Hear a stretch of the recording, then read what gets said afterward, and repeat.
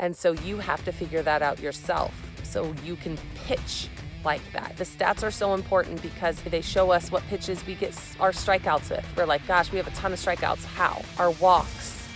Are we giving up way too many big hits? And that's where you reflect, like, which pitches do they hit the most? Okay, so we continue to move forward because we evolve as a pitcher. We grow as a pitcher year to year, season to season.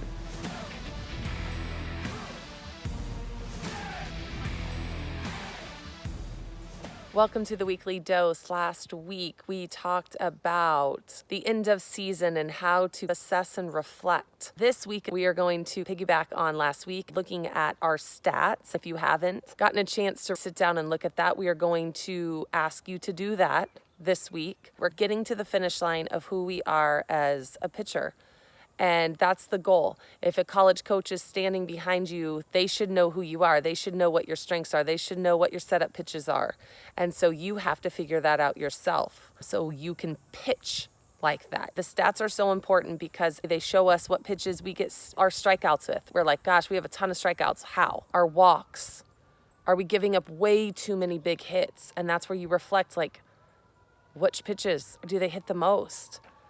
Okay, so we continue to move forward because we evolve as a pitcher. We grow as a pitcher year to year, season to season. This season, you may have figured out how to place your curveball a little bit better. Or maybe your curveball used to rise up for balls and now you've figured out how to get it to stay low in the strike zone. So you now have a better curveball. Not saying a curveball that rises is bad, but if we don't know how to control it, it is. So things like that where we grow mentally, we grow, we figure out how to be strategic, and we know how to pitch to aggressive batters. We know how to pitch to non-aggressive batters. We know how to adjust to umpires. You get better. With that, we have to continue to reflect and look at ourselves so we can figure out who we are as a pitcher for the fall coming up, and to be able to utilize our strengths and our weaknesses. We talked about it the first week in January, so if you haven't seen that, go back to the very first video that we ever posted, and that was knowing who you are as a pitcher and why it is important. This week, I want you to do the same thing. I want you to be able to take your stats and really have a self-reflection. This self-reflection is very important. At the end of college seasons, or mid-seasons, pitchers will meet with their pitching coaches and coaches to say, hey, this was well, this didn't work. This is what we need for you to work on over the summer before you come back in the fall. We need you to get a better changeup. We need this pitch. You need an up pitch, whatever that looks like. Those are the things that you are going to have if you play in college. So practice now. If you are 11 or 12, you are still learning that process to look yourself in the mirror and say, this pitch just doesn't help me. I throw a drop ball and it's a ball every single time. I might get 2 out of 10 pitches of my drop they swing at. So the other 8 are just balls, and I'm getting behind in my batters. There's a lot of people when I give lessons and I'm like, so tell me who you are as a pitcher. Do you get ahead? Do you get behind? Like, trying to figure you out. A lot of them say, I get behind.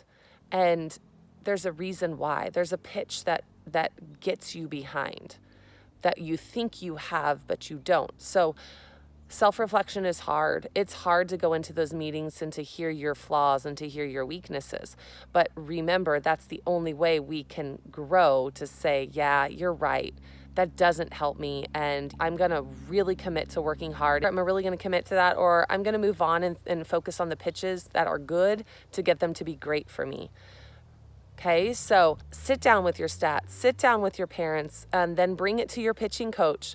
Ask them if you can come 5 minutes early to go over what you found and get their thoughts on what they think your strengths and your weaknesses are today.